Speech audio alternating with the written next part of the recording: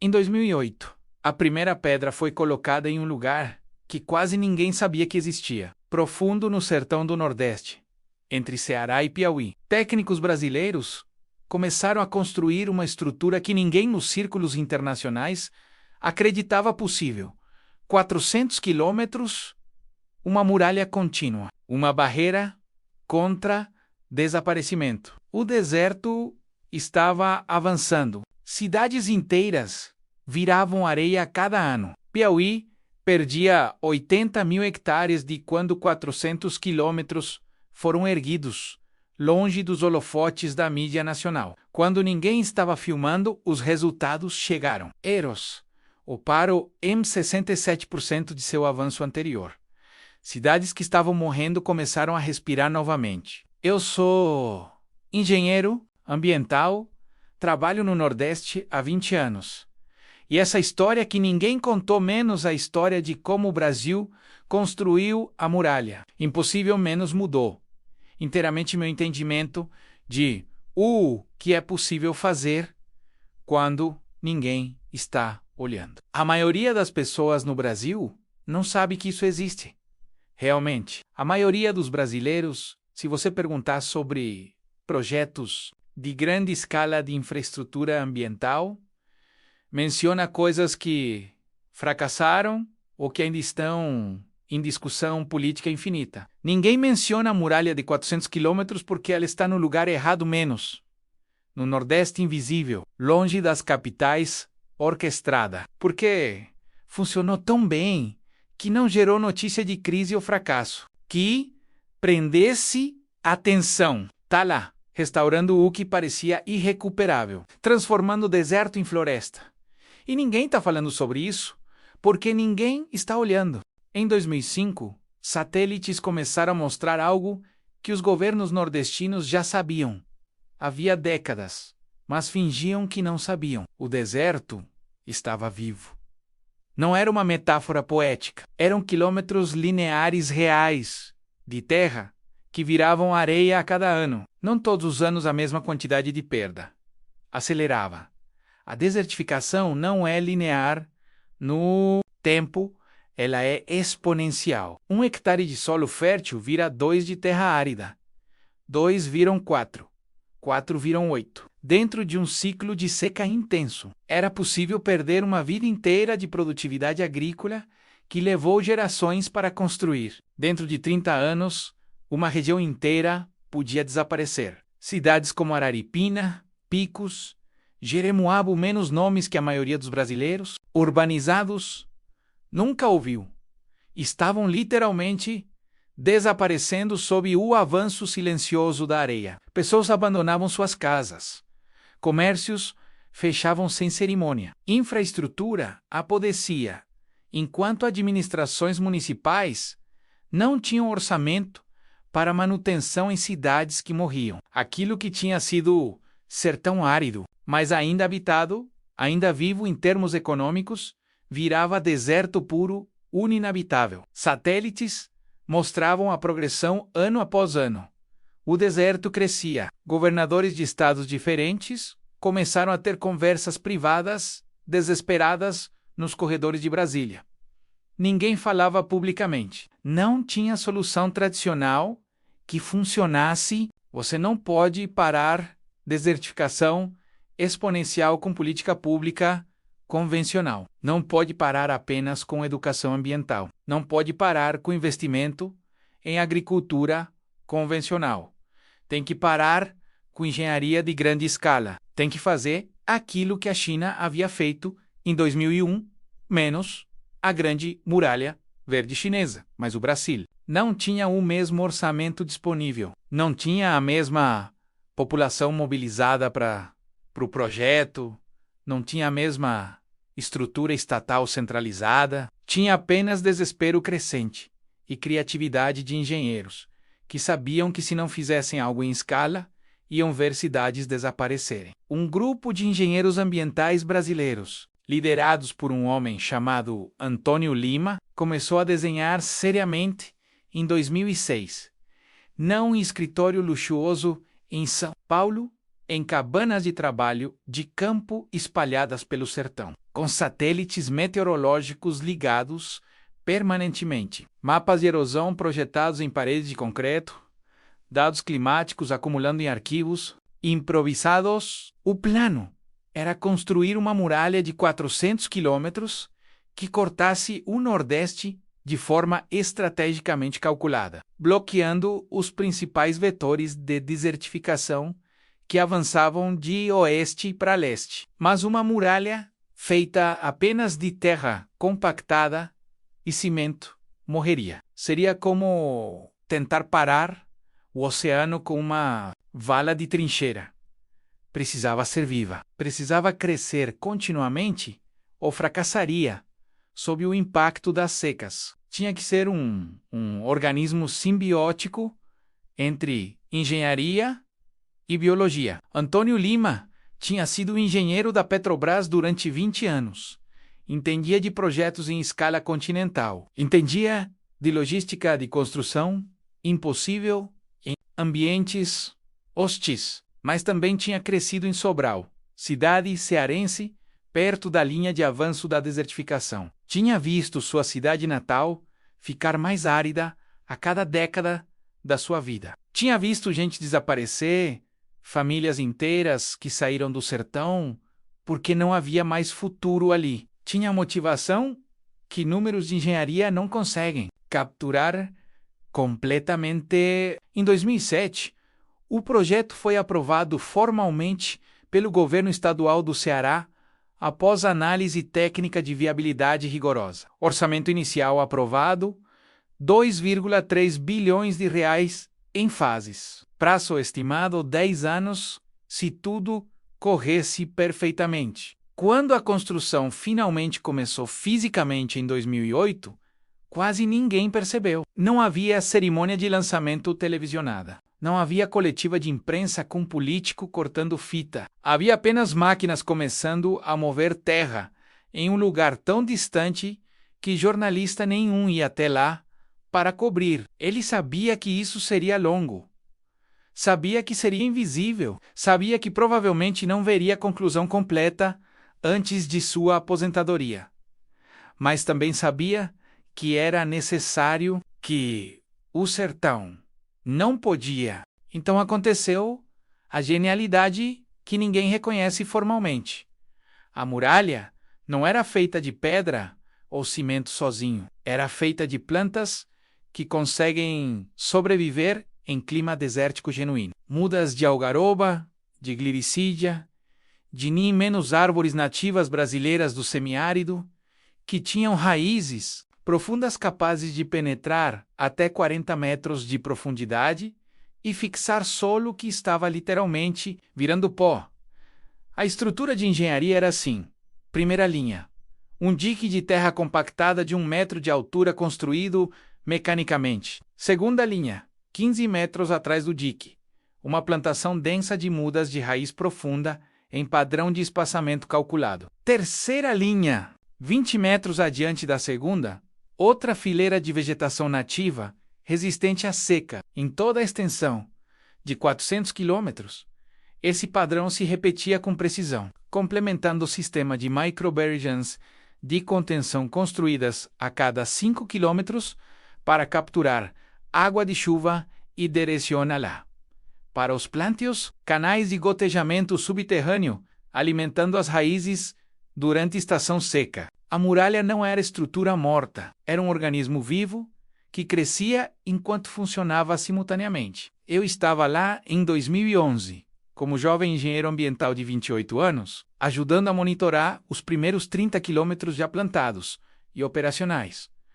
Os números que coletávamos eram incompreensíveis na época. Uma muda plantada em solo desertificado tinha taxa de sobrevivência natural de 12% menos.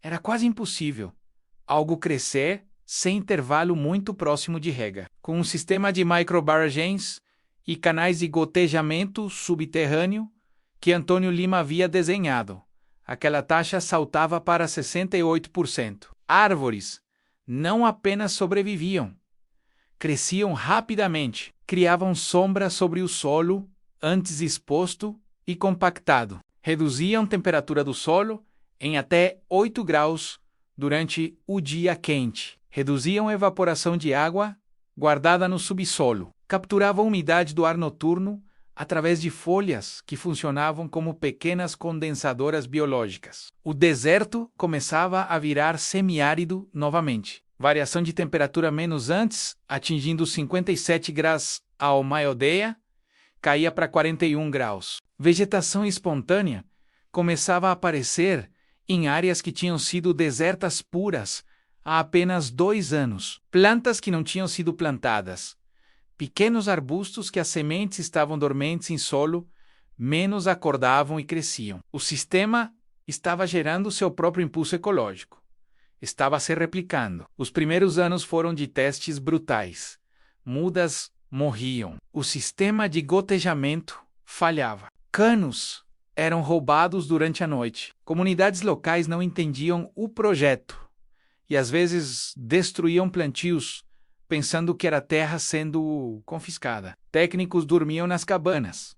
Acordavam para refazer tudo que tinha sido destruído. Demoraram 5 anos apenas para conseguir que os primeiros 30 quilômetros fossem estabelecidos de forma estável. Mas Lima não parou, continuava ajustando o sistema, continuava testando diferentes espécies de plantas, continuava o momento que ninguém cobriu adequadamente, em 2013, quando os primeiros 100 quilômetros foram completados fisicamente, de forma estável. Uma tempestade de areia massiva, menos do tipo que tinha destruído colheitas inteiras no Piauí em 1998, causando fome regional e êxodo rural em cascata. Menos foi interceptada pela muralha. Partículas de areia viajavam em nuvem densa pelo ar normalmente. A muralha bloqueava 76% delas. Simplesmente bloqueava, funcionava o de verdade. Mas aqui vem a parte que nunca foi celebrada em mídia convencional brasileira. Ninguém sabia, não estudaram a réplica brasileira da muralha verde chinesa. CVOC. Pergunta para um americano, para um europeu, para a maioria dos brasileiros da classe média urbana em São Paulo ou Rio. Se o Brasil construiu uma muralha de 400 quilômetros contra a desertificação, a resposta padrão é silêncio absoluto. Ninguém sabe. Inscreva-se porque essa invisibilidade não é acidental, é proposital, é consequência de escolhas sobre o que vale contar. Mas então aconteceu algo que ninguém esperava. Em 2014, quando 240 quilômetros já estavam construídos e funcionando, 2 governadores, um do Ceará, outro do Piauí, tiveram uma disputa política brutal sobre quem merecia crédito pela obra histórica. Tecnicamente, a muralha cruzava ambos os estados igualmente. Politicamente, cada um queria ser associado publicamente. Como o político que salvou o Nordeste, começaram a questionar publicamente se o projeto era realmente real, se era efetivo de verdade, se não era apenas gasto público injustificado que beneficiava construtoras. Mídia estadual virou campo de batalha de narrativas. Um jornal chegou a publicar investigação, arguindo que o dinheiro era lavagem de dinheiro, que os números de redução de erosão eram fictícios, que satélites tinham sido hackeados para mostrar resultados falsos. Levantou dúvidas sistematicamente sobre a própria existência e funcionalidade da estrutura entre o público que vivia no Nordeste. Financiamento federal foi questionado em comissões do Congresso por políticos de oposição, políticos conservadores. Começaram a argumentar que isso era gasto ambiental desnecessário quando o Estado precisava de estradas de rodagem, hospitais, investimento, indústria. A disputa política ameaçou parar o projeto completamente. Orçamento foi congelado, trabalhadores foram dispensados. O segundo obstáculo foi ainda mais brutal biologicamente. Em 2015, durante a pior seca do século no Nordeste, seca que durou 47 meses consecutivos, a muralha precisou de manutenção massiva emergencial. Mudas morriam apesar dos sistemas de gotejamento, porque não havia água suficiente para gotejamento. A estrutura que tinha funcionado em condições de seca normal quase falhou completamente sob estresse climático extremo. Técnicos descobriram que precisavam de 340 milhões de reais em investimento adicional apenas para reforçar os 160 quilômetros finais, não completados com estrutura suficiente. O governo federal, em crise de teto de gastos fiscais, simplesmente negou o financiamento solicitado. Disse que era impossível no orçamento de 2015 a 2016. O projeto ficou paralisado por 2 anos inteiros. Nenhum trabalho acontecia. Nenhuma manutenção. As mudas que tinham sido plantadas começaram a sofrer. A muralha menos, que havia demorado uma década para chegar aonde estava, menos estava ameaçada de nunca ser completada. Erosão continuava avançando nos trechos não protegidos. Cidades continuavam sendo enterradas progressivamente. E ninguém fora do Nordeste sabia o que estava acontecendo, porque a cobertura de mídia nacional havia desaparecido completamente quando a disputa política começou. O Brasil inteiro se distrai fácil. Há sempre algo mais urgente, gritando por atenção. Há sempre um escândalo político. Há sempre um jogo de futebol importante. A muralha, menos estrutura de 400 quilômetros que salvava cidades inteiras, virou invisível não porque fracassou, mas porque é extremamente difícil contar histórias de sucesso silencioso que ninguém está filmando, que ninguém está dramatizando em rede nacional, que ninguém está transformando em narrativa política. Durante esses 2 anos de paralisação, Antônio Lima não deixou a região. Continuou no sertão, continuou trabalhando em pequenos projetos de manutenção onde podia. Continuou acreditando que o financiamento voltaria. Continuou acreditando que, mesmo que levasse 30 anos, a muralha seria completada. Porque ele tinha entendido algo que políticos não entendiam.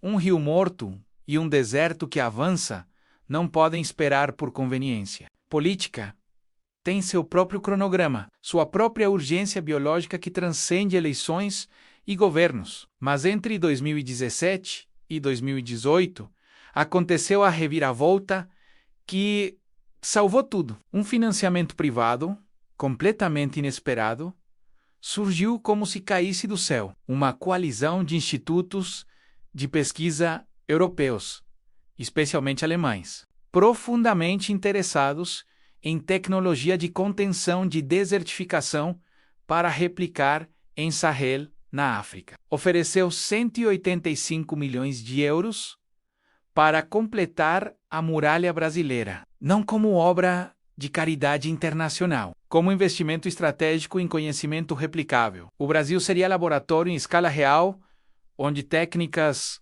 podiam ser testadas e aperfeiçoadas antes de escalar para outros continentes. O dinheiro chegou. Construção acelerou dramaticamente. Máquinas voltaram. Trabalhadores foram recontratados. Entre 2018 e 2020, nos apenas 2 anos.